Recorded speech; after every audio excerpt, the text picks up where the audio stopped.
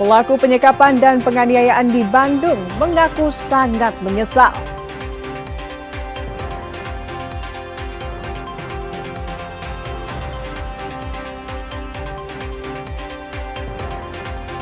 Bea Cukai dan Satpol PP Jabar musnahkan 44 juta batang rokok ilegal.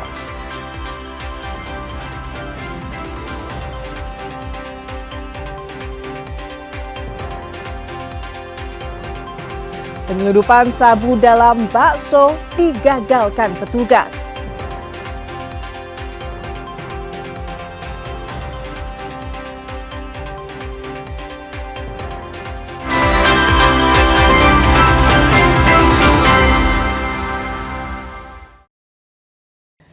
Selamat pagi saudara, selain ketiga informasi utama tadi, kami masih memiliki informasi menarik lainnya. Saya Fida Alatas akan menemani Anda dengan berita independen, terpercaya. Kita simak Kompas Pagi selengkapnya.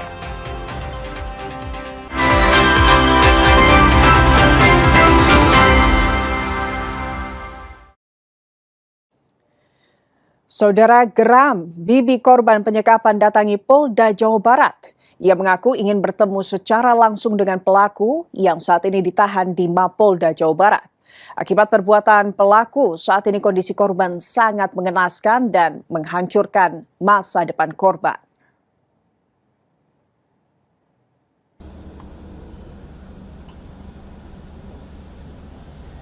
Ernia Heriadi, bibi perempuan korban penyekapan dan penganiayaan oleh kekasihnya, mendatangi gedung Direktorat Tahanan dan Barang Bukti Polda Jawa Barat. Ia mengaku sangat geram dan ingin bertemu dengan pelaku meski tidak diizinkan oleh pihak berwenang. Ernie menyebut sangat terkejut saat melihat kondisi keponakannya di RSHS Kota Bandung. Ia berharap pelaku dapat dihukum seberat-beratnya lantaran perbuatan yang dilakukan menghancurkan kondisi kesehatan dan masa depan korban. Ia juga menyebut korban merupakan anak pendiam namun pintar dan aktif mengikuti banyak aktivitas. Vita itu orang itu, makanya saya nggak percaya loh. Vita itu anaknya pendiam, pinter. Ibunya cuma jualan gorengan, bapaknya cuma kuli pabrik, tapi dia bisa ngebiayain kuliah ya. Karena Vita itu emang anaknya pinter, dia sering bantu, kayak pemilihan umum dia suka bantu-bantu ya gitu. Aktif banget. Zaman dia di kuliahnya juga emang dia aktif banget. Baik, dia jadi tulang punggung keluarga kok. Harapan keluarga ya, saya ini mah perwakilan dari ibunya aja ya. Kepengen mah dihukum seberat-beratnya.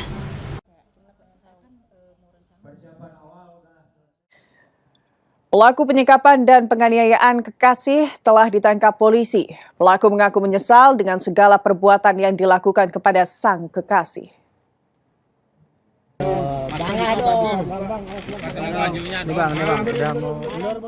Selasa malam, pelaku penyekapan dan penganiayaan terhadap kekasihnya ditangkap oleh polisi di wilayah hukum Polsek Majalaya. Tepatnya pelaku ditangkap di rumah kerabatnya di perumahan Gria Pesona. Di dalam video yang beredar ketika ditanya oleh petugas, pelaku TH mengaku sangat menyesal dan siap mempertanggungjawabkan perbuatannya. Kemarin berapa lama disekap tuh? 1,5 tahun, bukan sekap Pak. 1,5 tahun Pak. 1,5 ya. Oh ya udah. Lari kemana aja sini? Berapa hari ini? Ke Cibindi, Cimahi Pak. Terus ke Tantang. Daerah sana Pak. Ya udah berarti bertanggung jawab ya untuk proses semua tindakannya ya. Siap Pak. Ada nyesal atau gimana? Nyesal banget Pak. Nyesal, siap. Ya udah ya. Oke ya Pak. Siap. Polda Jawa Barat menyebut masih terus melakukan penggalian, pendalaman dan sinkronisasi dalam penyidikan kasus penyekapan dan penganiayaan berat seorang perempuan di Kabupaten Bandung. Hasil sementara tak adanya sinkronisasi antara keterangan tersangka dan pelaku jadi alasannya.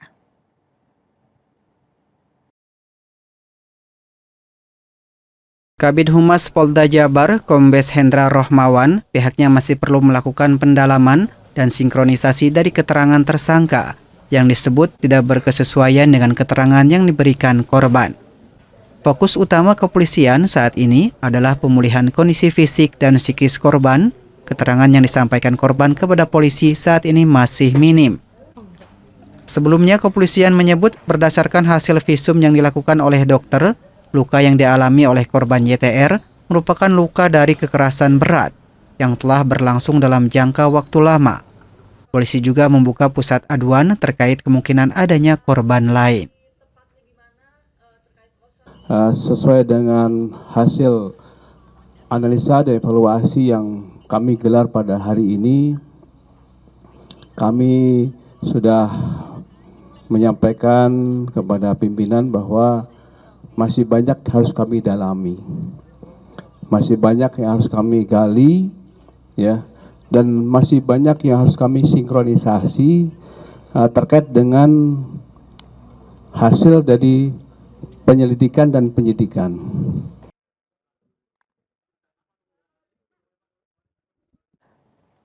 Saudara, tersangka kasus penyekapan seorang wanita di kawasan Cinunuk, Kabupaten Bandung, dikenal oleh sejumlah warga sekitar sebagai sosok yang tertutup. Salah satunya di mata pedagang warung nasi yang sering didatangi tersangka untuk membeli makanan. Sebuah warung nasi yang berlokasi tak jauh dari tempat kos korban dan tersangka di Cinunuk, Kabupaten Bandung, menjadi salah satu tempat yang kerap didatangi tersangka untuk membeli makanan. Menurut pedagang, selama menjadi pelanggan, tidak terlihat perilaku mencurigakan dari tersangka. Ia datang seperti pembeli pada umumnya dan hanya memesan makanan untuk dibawa pulang. Meski demikian, pedagang menyebut tersangka kerap meminta agar pesanannya dilayani dengan cepat. Selama belanja, tersangka juga tidak pernah makan di tempat dan selalu meminta makanan dibungkus untuk dibawa pulang. Iya, kadang-kadang ada 3 kali sehari, tapi itu juga kadang-kadang kalau belinya suka buru-buru, nggak mau lama-lama.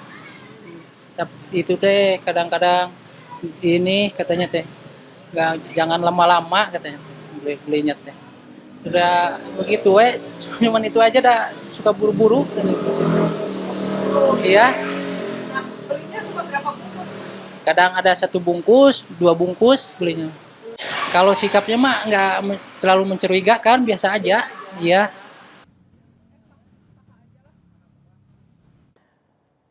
Gubernur Jawa Barat Deddy Mulyadi apresiasi Polda Jawa Barat yang telah menangkap pelaku penyekapan berinisial TH.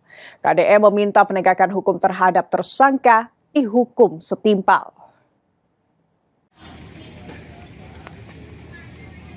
Deddy Mulyadi mengapresiasi jajaran Polda Jawa Barat yang berhasil menangkap pelaku berinisial TH, tersangka penyekapan dan penganiayaan sadis terhadap kekasihnya YTR. Ditambahkan, proses penegakan hukum sepenuhnya menjadi kewenangan aparat kepolisian dan meminta aparat penegak hukum menerapkan pasal yang setimpal dengan perbuatannya. Hukuman yang setimpal dengan perbuatannya. Ya kan kesannya itu sangat-sangat kejam. Kalau setimpal dengan perbuatannya berat loh, Pak. Iya.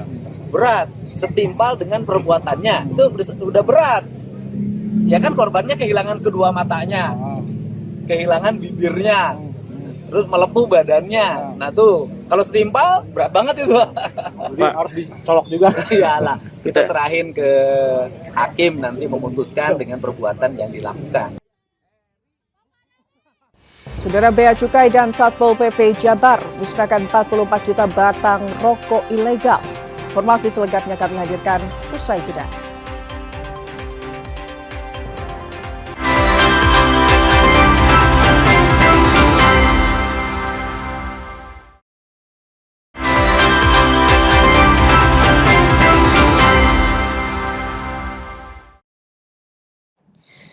Saudara, Satpol PP Jawa Barat bersama kantor wilayah Direktorat Jenderal Bea dan Cukai Jawa Barat memusnahkan 44 juta rokok ilegal di lapangan alun-alun Garut.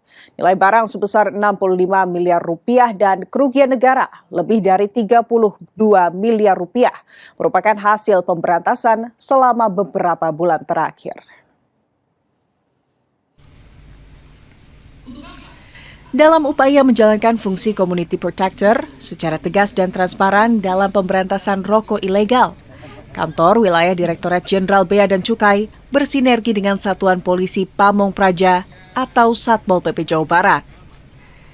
Sebanyak 44 juta batang rokok ilegal beragam merek dimusnahkan di lapangan Alun-Alun Garut, dipimpin langsung Direktur Jenderal Bea dan Cukai Kementerian Keuangan, Jaka Budi Utama, bersama Gubernur Jawa Barat, Dedi Mulyadi, Bupati Garut, dan unsur Forkompimda Jawa Barat. Pemusnahan ini merupakan yang pertama di tahun 2026 dengan nilai barang mencapai lebih dari 65 miliar rupiah dan potensi kerugian negara hingga lebih dari 32 miliar rupiah.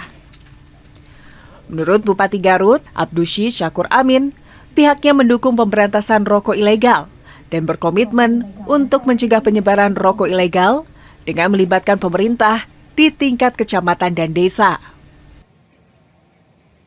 Merugikan negara, tadi saya lihat dari hampir 32 miliar ya kerugian negara yang terjadi karena peredaran rokok ilegal tersebut. Depan kami mengajak masyarakat supaya melakukan antisipasi pencegahan, artinya para warung-warung jangan mau menjual rokok ilegal karena memiliki konsekuensi hukum ya. Sementara itu, Kepala Kantor Wilayah Direktorat Jenderal Bea dan Cukai Jawa Barat, Vina Rimana, pemusnahan ini merupakan komitmen dalam pemberantasan rokok ilegal yang saat ini jumlahnya sangat fantastis. Sejumlah 44 juta batang rokok ilegal ya. Ini adalah hasil penindakan bersama Bea Cukai bersama Satpol PP juga Provinsi Jawa Barat. Itu dari kurun waktu pemusnahan ini untuk penindakan rokok ilegal dari bulan Juli 2025 sampai dengan bulan Juni 2026. Adapun nilai dari rokok ilegal itu sendiri kurang lebih adalah 65 miliar. Usai dihancurkan secara simbolis di Garut, seluruh sisa rokok diangkut menggunakan 4 truk besar menuju kawasan Purwakarta guna dimusnahkan total. Ridwan Mustofa, Kompas TV, Garut, Jawa Barat.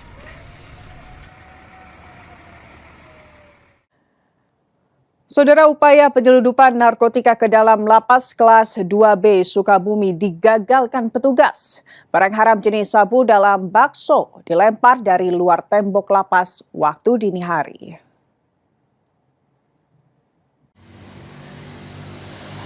Petugas lapas kelas 2B Sukabumi berhasil menggagalkan penyelundupan narkotika ke dalam lapas dengan cara membungkusnya di dalam bakso lalu melemparkannya dari luar tembok.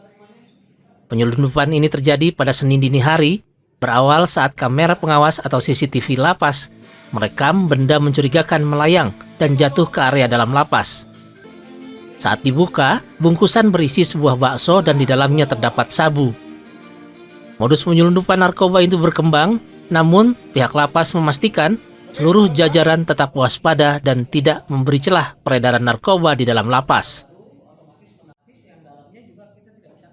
Barang itu diketemukan sekitar pukul 4:38 langsung diamankan oleh petugas karena mencurigai tadinya kontrol tidak ada, sekarang kok ada barang yang seperti ini. Barang itu diamankan, kebetulan yang mengamankan itu komandan jaga yang bertugas pada malam itu yang didampingin oleh bantuan piket dari keamanan. Setelah barang itu diamankan, dicoba dilihat isi dalamnya apa, ternyata ada semacam bakso yang dibungkus oleh plastik warna hitam serta dilakban. Kepala lapas menegaskan penggagalan ini merupakan bentuk komitmen lapas Sukabumi bersih-bersih dari narkoba. Sekaligus implementasi dari Direktorat Jenderal Pemasyarakatan untuk memberantas narkoba dan telepon seluler di dalam lapas. Andris Mukhtar, Kompas TV, Sukabumi, Jawa Barat. Polda Jabar buru penipu wedding organizer yang telah memakan 49 korban dengan kerugian mencapai 2,4 miliar rupiah. Polisi menyebut jumlah korban dan kerugian masih bisa bertambah.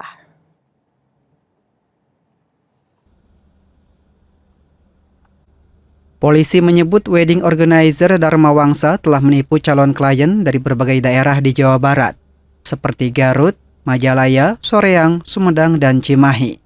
Saat ini polisi masih memburu Suci, pemilik dari wedding organizer tersebut. Dari hasil penyelidikan sementara, modus operandi wedding organizer tersebut adalah penipuan, dengan menawarkan sejumlah paket menarik dan menghilang tanpa bisa dihubungi saat calon klien sudah melakukan transfer untuk transaksi paket pernikahan. Hingga kini polisi telah memeriksa 2 orang dari total 49 orang yang mengaku menjadi korban, dengan total sementara jumlah kerugian mencapai 2,4 miliar rupiah. Dari jumlah 49 korban ini tercatat yang sudah dilaporkan rekap, yang salah satunya pelapor itu adalah saudara Sunsun ya, yaitu mencapai 2,4 miliar. Ada beberapa yang sudah lunas, ada beberapa juga masih sebagian. Modus operandi daripada si tersangka ini adalah hanya penipuan saja ya. Saudara, Polda Jawa Barat mengamankan 29 orang selama aksi unjuk rasa berlangsung terhitung sejak 11 Juni lalu. 23 diantaranya dibina dan dibebaskan, sementara 6 orang dilakukan proses hukum lebih lanjut.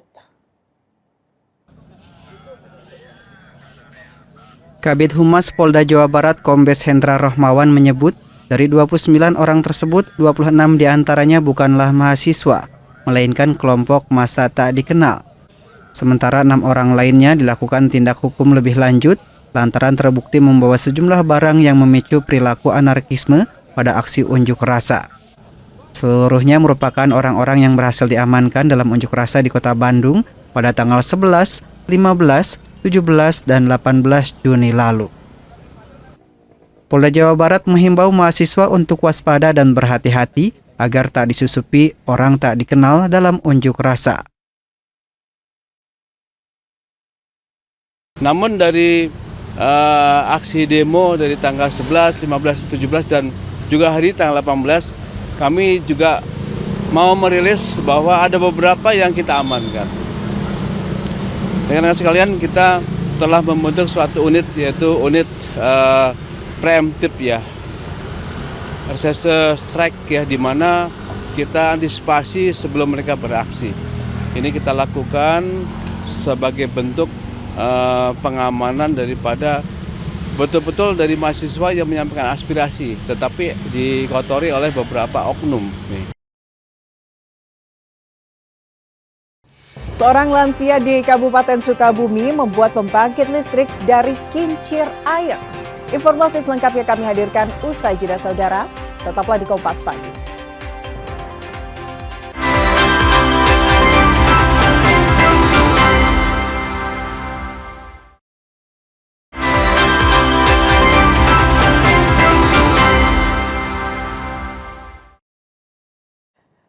Saudara, jelang libur sekolah, Jasa Marga Metropolitan Toll Road Representative Office 3 akan menambah petugas dan akan mengoperasikan mobile reader di gerbang tol Pasteur Kota Bandung. Hal ini dilakukan untuk mengantisipasi melonjaknya kendaraan yang masuk ke Kota Bandung dari gerbang tol Pasteur.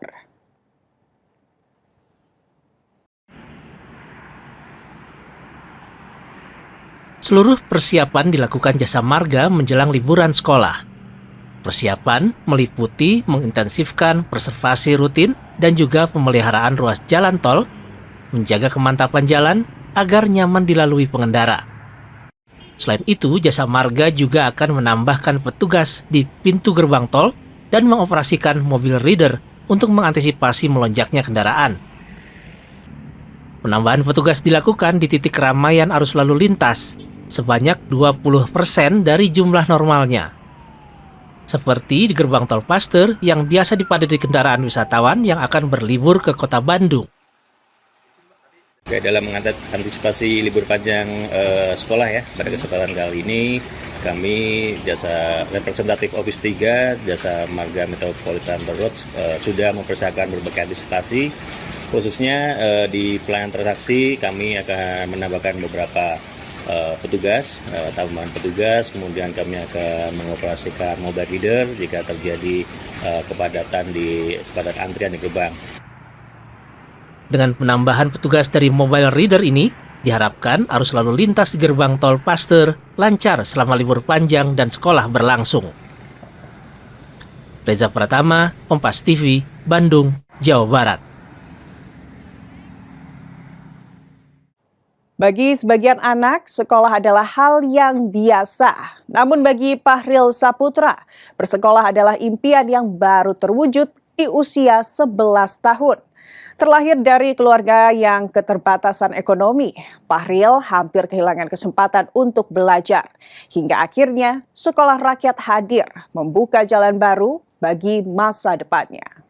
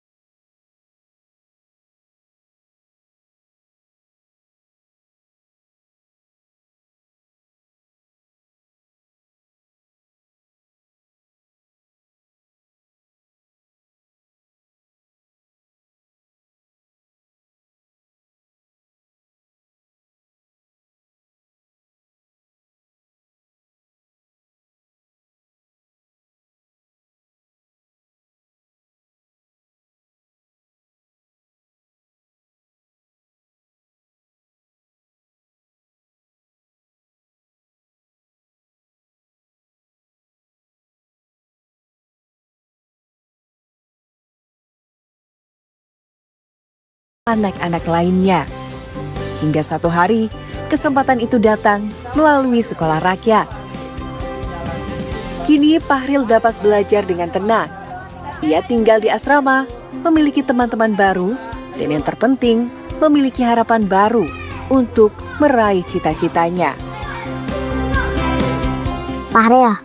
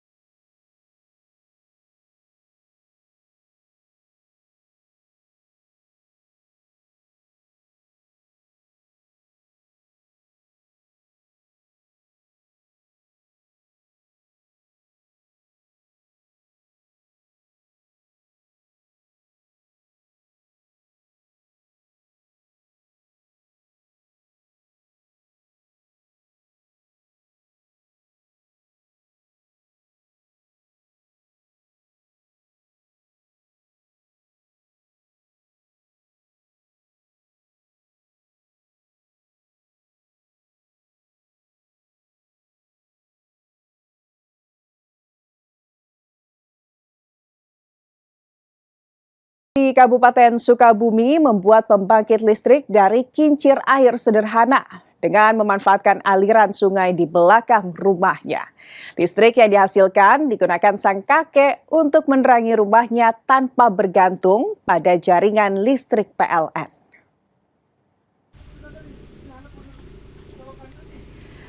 Abbas Sarno, berusia 80 tahun, warga Kampung Pojok Cilamping, Desa Sukamulya, Kecamatan Caringin, Kabupaten Sukabumi, membuat pembangkit listrik tenaga air sederhana dengan memanfaatkan aliran sungai yang mampu menerangi saung sederhana miliknya. Abbas Sarno merakit sebuah kincir air dari kayu dengan menggunakan dinamo sebagai penggerak untuk menghasilkan energi listrik. Pembangkit listrik buatannya ini mampu menghasilkan daya listrik sebesar 250 watt.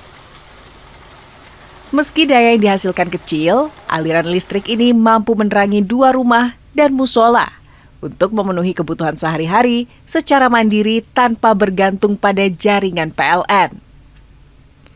Sebelum adanya listrik, Abbas Sarno menggunakan Petromax sebagai penerangan. Pihak PLN pun sudah pernah menawarkan aliran listrik ke rumahnya, namun biaya yang mahal membuat Abbas Sarno memilih untuk merakit sendiri kincir air sederhana sebagai sumber energi. Pak, berapa watt, Pak? Kira-kira itu? Kekuatannya ya kurang lebih lah 250 lah. 50 watt. Iya. Pak, berarti ada berapa rumah yang pakai di sini? Sekarang mah cuma pakai dua rumah, tilu sama musola. Oh, 3 berarti. Sekarang mah gitu. Dulu mah enggak banyak sama anak-anak kan. Pernah ditawarin pasang listrik Pak sama PLN? Enggak. Nggak pernah. Nggak pernah. Dikarenakan kan jauh banget jalannya. Berapa kilo Pak? Ya kurang lebih kan 3.500 meter. 3,5 kilo. 3,5 kilo kurang lebih ya. Pembangkit listrik ini dibuat sejak tahun 2007 lalu. Saat ini kondisinya masih berfungsi baik, meskipun dalam perjalanannya seringkali ditemukan kendala, seperti dinamo yang rusak karena kondisi sudah tua, hingga musim kemarau yang menyebabkan debit air di sungai berkurang, sehingga pasokan listrik ke rumahnya terganggu. Andris Mutar, Kompas TV, Sukabumi, Jawa Barat. Cristiano Ronaldo dan timnas Portugal akhirnya mampu menjawab keraguan di laga kedua grup K. Informasi selengkapnya kami hadirkan usai jeda.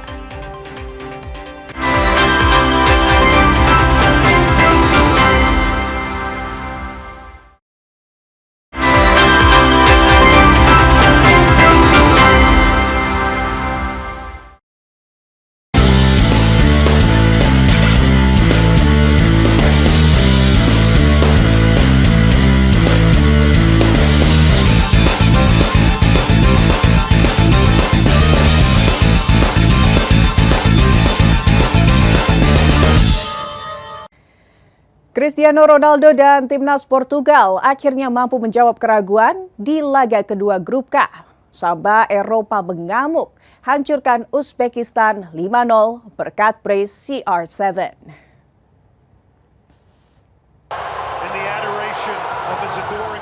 Tekanan Portugal berlanjut selepas turun minum. Hal ini membuat Uzbekistan mencetak. Saudara, ribuan penggemar Portugal di Houston dan Lisbon menyambut gembira kemenangan Seleção das Quinas. Bahkan mereka memuji Ronaldo yang mencetak brace.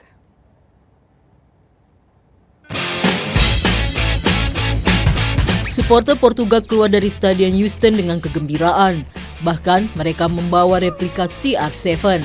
3 poin pertama di fase grup membuat pendukung Seleção das Quinas bisa bernafas lega, karena peluang tim kesayangannya lolos ke babak 32 besar terbuka lebar. Apalagi sang mega bintang Cristiano Ronaldo mencetak brace yang menghadirkan rekor baru sebagai pemain pertama dalam sejarah sepak bola yang mencetak gol dalam 6 edisi Piala Dunia. Today it was a great match. Portugal won 5-0 and Ronaldo scored twice. So great. And there the kickoff, my God, the stadium went crazy.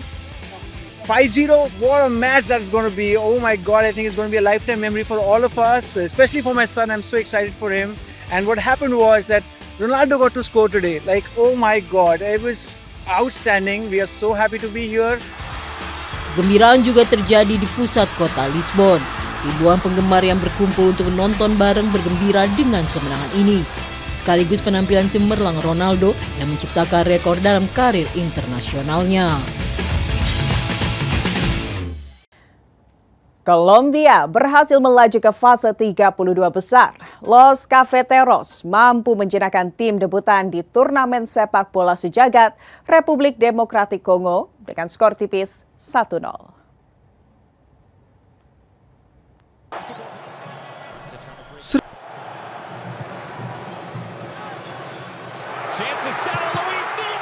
Serbuan Kolombia berlanjut di paruh kedua. Di menit 76, Daniel Munoz bawa Kolombia pecah kebuntuan. Demokratik Kongo berupaya untuk menyiapkan skor, kemenangan Kolombia tetap terjaga hingga laga usai. Menang 1-0 sudah cukup mengantarkan Los Cafeteros melangkah ke babak 32 besar.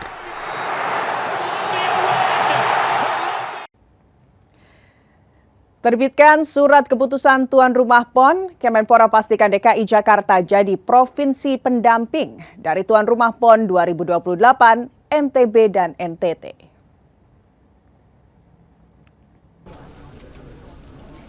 Kemenpora menerbitkan SK terkait tuan rumah PON 2028. NTB dan NTT resmi ditunjuk menjadi tuan rumah. Sementara DKI Jakarta jadi provinsi pendamping.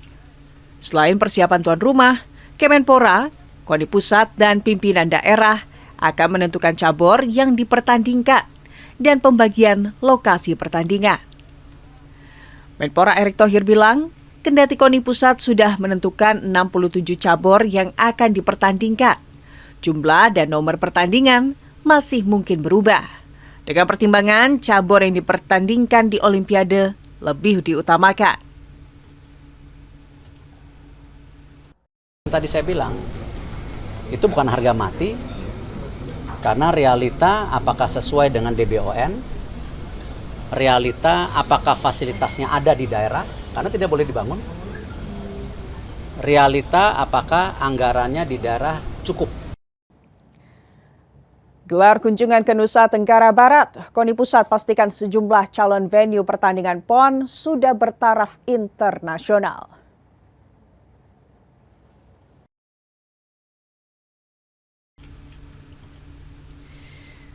Kunjungan ke Nusa Tenggara Barat, Ketua Umum KONI Pusat Marsiano Norman dan rombongan meninjau sejumlah venue pertandingan PON 2028, terutama di bagian Lombok Tengah. Hasilnya, kelayakan venue melebihi ekspektasi. Kerap digunakan sebagai tuan rumah single event internasional, sejumlah calon lokasi pertandingan sudah bertaraf internasional, seperti sirkuit Mandalika, Skylaunching Praia Barat, dan pantai di area Lantis. KONI Pusat juga sempat meninjau beberapa lokasi penginapan yang dinilai layak untuk digunakan pada PON 2028.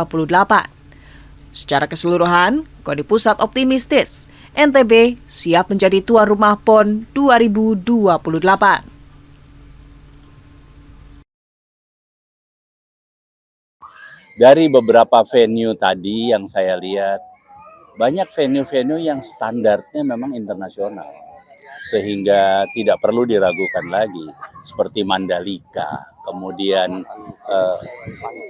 launching tadi kita juga lihat launching untuk para layang dan gantole, itu standarnya internasional.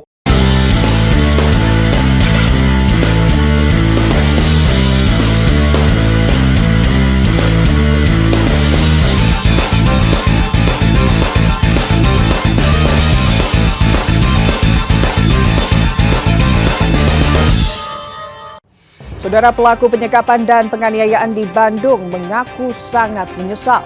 Informasi selengkapnya kami hadirkan usai jeda.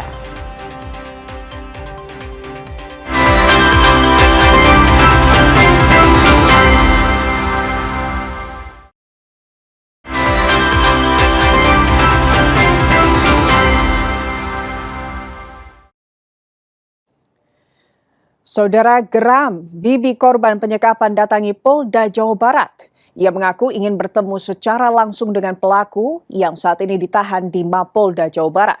Akibat perbuatan pelaku, saat ini kondisi korban sangat mengenaskan dan menghancurkan masa depan korban.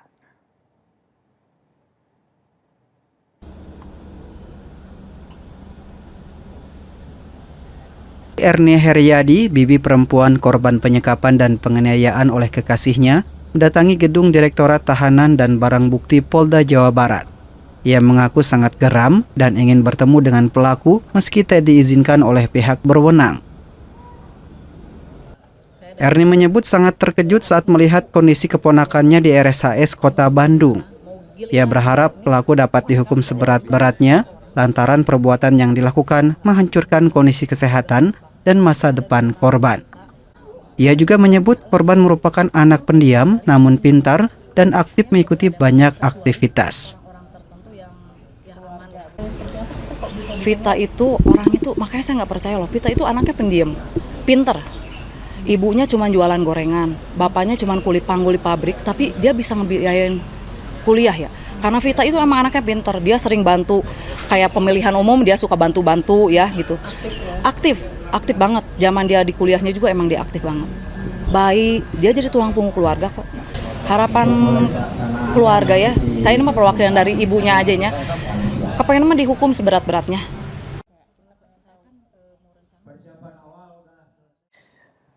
Pelaku penyekapan dan penganiayaan kekasih telah ditangkap polisi. Pelaku mengaku menyesal dengan segala perbuatan yang dilakukan kepada sang kekasih.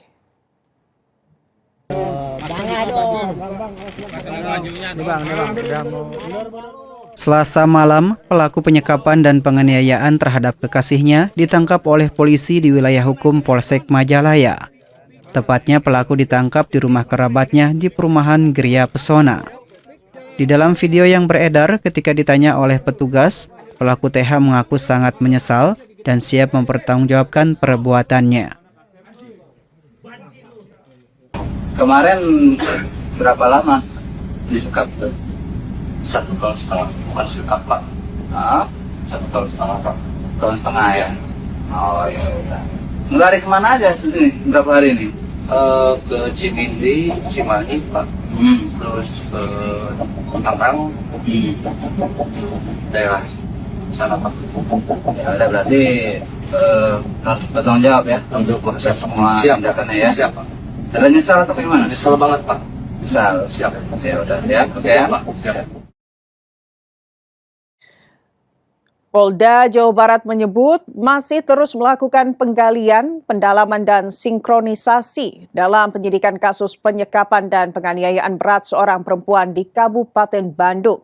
Hasil sementara tak adanya sinkronisasi antara keterangan tersangka dan pelaku jadi alasannya.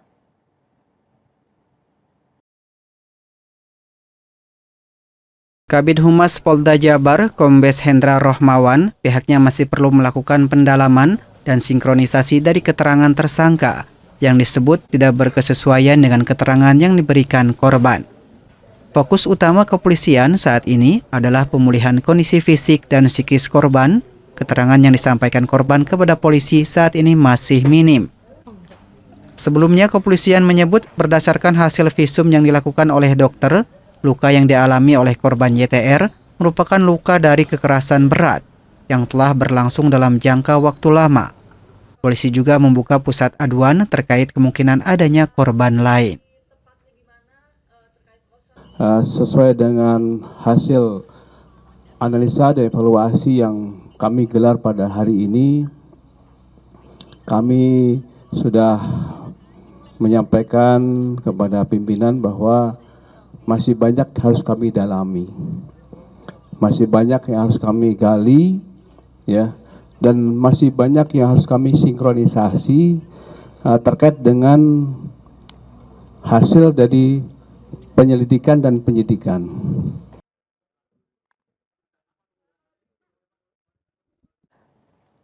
Saudara, tersangka kasus penyekapan seorang wanita di kawasan Cinunuk, Kabupaten Bandung, dikenal oleh sejumlah warga sekitar sebagai sosok yang tertutup.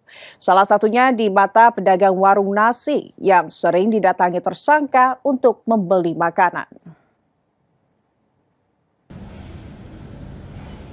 Sebuah warung nasi yang berlokasi tak jauh dari tempat kos korban dan tersangka di Cinunuk, Kabupaten Bandung, menjadi salah satu tempat yang kerap didatangi tersangka untuk membeli makanan. Menurut pedagang, selama menjadi pelanggan, tidak terlihat perilaku mencurigakan dari tersangka. Ia datang seperti pembeli pada umumnya dan hanya memesan makanan untuk dibawa pulang. Meski demikian, pedagang menyebut tersangka kerap meminta agar pesanannya dilayani dengan cepat. Selama belanja, tersangka juga tidak pernah makan di tempat dan selalu meminta makanan dibungkus untuk dibawa pulang.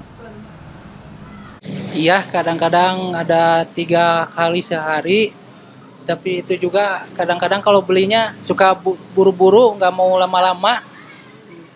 Itu teh kadang-kadang ini katanya teh, jangan lama-lama katanya belinya teh. Sudah begitu cuman itu aja dah suka buru-buru. Iya.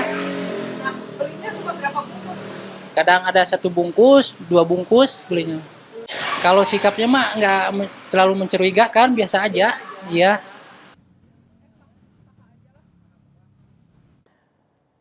Gubernur Jawa Barat Deddy Mulyadi apresiasi Polda Jawa Barat yang telah menangkap pelaku penyekapan berinisial TH. KDM meminta penegakan hukum terhadap tersangka dihukum setimpal.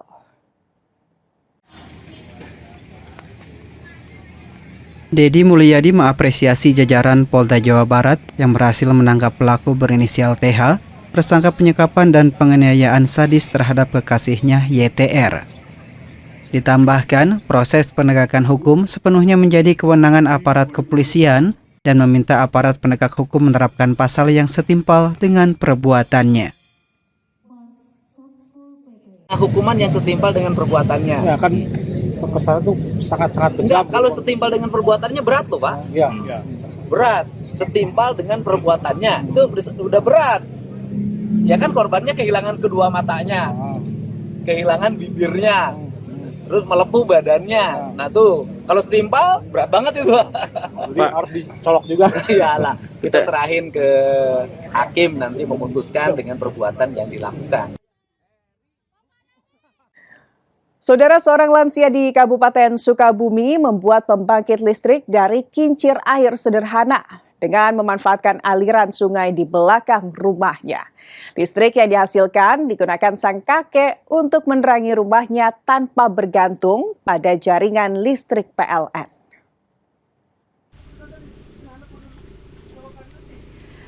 Abbas Sarno berusia 80 tahun, warga Kampung Pojok Cilamping, Desa Sukamulya, Kecamatan Caringin, Kabupaten Sukabumi, membuat pembangkit listrik tenaga air sederhana dengan memanfaatkan aliran sungai yang mampu menerangi saung sederhana miliknya. Abbas Sarno merakit sebuah kincir air dari kayu dengan menggunakan dinamo sebagai penggerak untuk menghasilkan energi listrik. Pembangkit listrik buatannya ini mampu menghasilkan daya listrik sebesar 250 watt. Meski daya yang dihasilkan kecil, aliran listrik ini mampu menerangi 2 rumah dan musola untuk memenuhi kebutuhan sehari-hari secara mandiri tanpa bergantung pada jaringan PLN. Sebelum adanya listrik, Abbas Sarno menggunakan Petromax sebagai penerangan.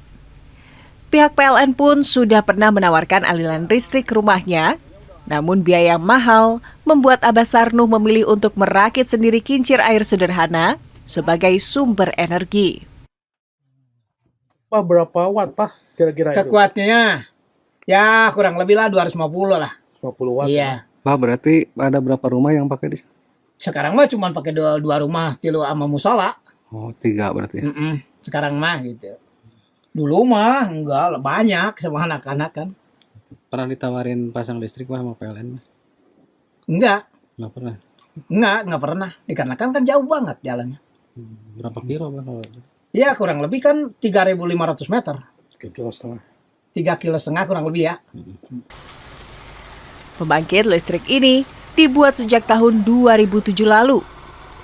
Saat ini kondisinya masih berfungsi baik, meskipun dalam perjalanannya seringkali ditemukan kendala, seperti dinamo yang rusak karena kondisi sudah tua, hingga musim kemarau yang menyebabkan debit air di sungai berkurang, sehingga pasokan listrik ke rumahnya terganggu. Andris Mutar, Kompas TV, Sukabumi, Jawa Barat. Saudara, dengan berakhirnya informasi tadi sekaligus mengakhiri Kompas Pagi episode hari ini. Saya Fida Alatas beserta kru yang bertugas mengucapkan terima kasih dan sampai jumpa.